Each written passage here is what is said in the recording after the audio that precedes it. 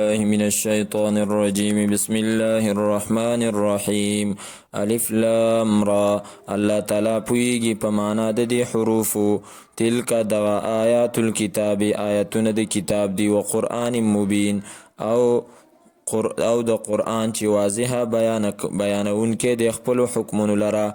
ربما ډیر کرته ډیر زله یودو ارمان به وکي الذین هغه کسان کفرو چې کفر یې کړی دی، لو کانو مسلمین چې کاش وی دی مسلمانان. ذرهم پرېږدوه پیغمبره ته دی لره یاکلو چې خوراکونه وکي، ویتمتعو او نفع حاصل کی، مزی وکي، ویلهیهم الامل او غافله کی دی لره امیدونه. فسوف یعلمون پس زر دی چې دی به پوه شي. وما اهلکنا او منګه نه دی هلاک کړی من قریتین هیڅ یو کلی الا مگر ولها د هغې دپاره دی کتاب معلوم، یو لیک مقرر معلوم شوی. ما تسبقو نه مخکې کېږي من امت هیڅ یو امت اجلها د خپلې نیټې نه، وما یستاخرون او نه رسته کېږي. وقالو او وایي دا خلک یا ایها الذي ای هغه کسه نزله چې رالیږلی شوی دی علیه په هغه باندې الذکر نصیحت، انک یقینا ته لمجنون خامخا لیونی. لو ما تأتینا ولی راتل نکی تمنگا تا بالملائکتی پا فرشتو سرا ان کنتا کچرتا ایتا من الصادقین در اشتیا وینکنا. ما ننزل الملائکتا منگا نرا لیگو فرشتی الا مگر بالحق پا حق بانی یعنی پا عذاب سرا.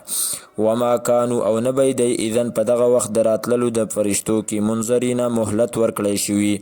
انا یقینا منگا نحنو منگا نزلنا را لیگلی دی الذکر نصیحت، و انا او یقینا منگا لهو د دې دپاره لحافظون خامخا حفاظت کوونکي.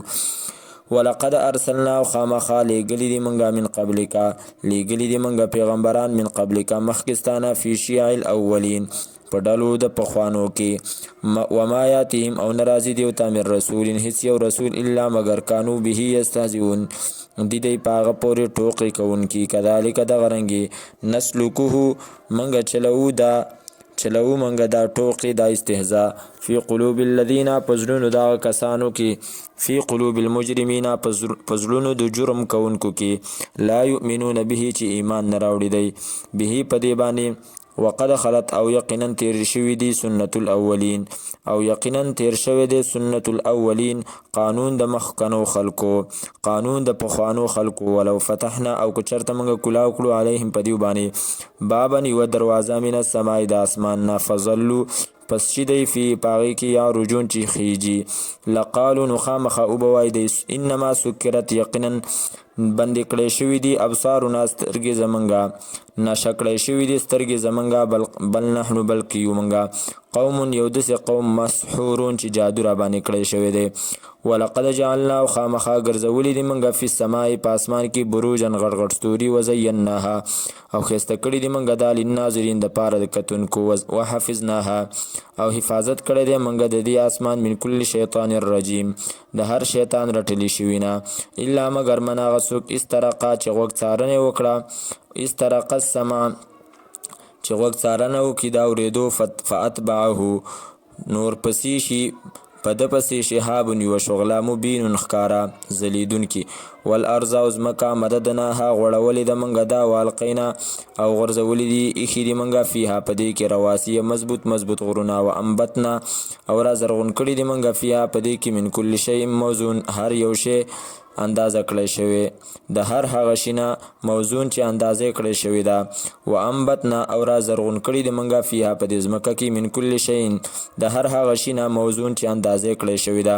ولقد جعلنا او خامخا وجعلنا او ګرځولي د منګه لکم ستاسو دپاره فیها په دې ځمکه کې معایشه اسباب د ژوند تیرولو، اسباب او ذرایع د ګذران. ومن لستم او هغه لستم چې نیوی تاسو له هغه ته برازقین رزق ورکوونکي. ومن لستم یعنی د هغه چا دپاره هم چې نیوی تاسو هغه دپاره برازقین رزق ورکوونکي، نو د هغه د ژوند د تیرولو هغه اسباب او رزق هم هغه له په دې ځمکه کې ایښی. و ان من شیء او نشته دی هیڅ یو شی الا مگر عندنا زمنګ سره خزائنه خزانې د هغې دي. وما ننزله او منګ نه رالیږو دی لره الا بقدر معلوم مگر په اندازه معلومه باندې.